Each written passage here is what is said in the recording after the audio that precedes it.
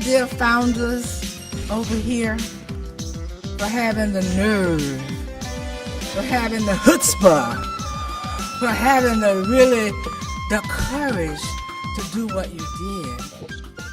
When Our Bodies, Ourselves was published, it was incendiary. It was honest and stark, addressing fears and concerns that women had.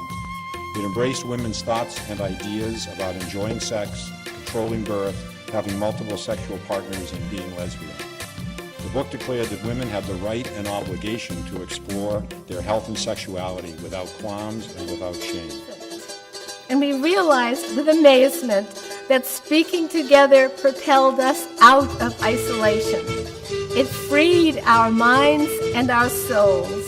It revealed connections within the larger social, political, and economic systems, and most important, it energized us to work for change, for justice for our human rights. We must ensure that every woman and every girl has access to health information and service and protection of her human rights. The two are inseparable, but too few people understand that.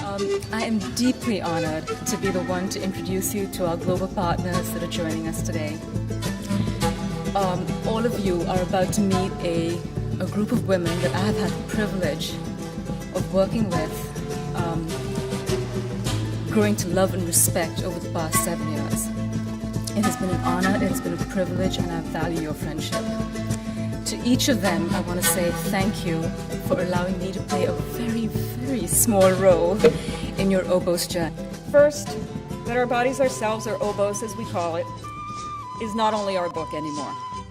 It also belongs to all the women around the world who have culturally adapted it in over 25 languages to address their social, political, and religious needs and realities, and have made the book very much their own.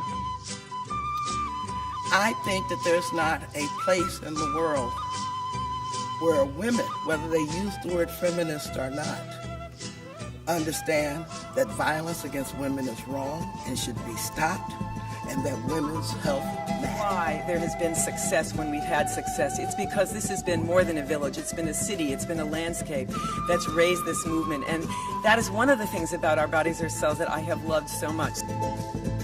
40 years of making us all smarter, of improving public health, of keeping us safe, of helping to elevate the dignity of all people. That's what this incredible book and the movement around it has been about. But if I were to briefly summarize the lessons that I've taken away from my mom's attitudes on life, it would be to say that a healthy person is one who can embrace and celebrate life, even when it brings challenges, and that even sickness and pain are ultimately part of our mysterious journey. And that when it comes to relationships and sexuality, to be healthy is to be respectful, open, and to embrace the things that make each of us a unique, vibrant being. Watching my mom through the final months of her life was very painful for me, but it taught me how to live. It taught me to be tough, resolute, tenacious, and determined. I carry these values with me today, and I share them with you in the hopes that her legacy will live on, and I can tell from the energy in the room that it does. So I thank you for all of your work. And remember, nobody's going to do this for you. We are the ones we've been waiting for. So give them hell.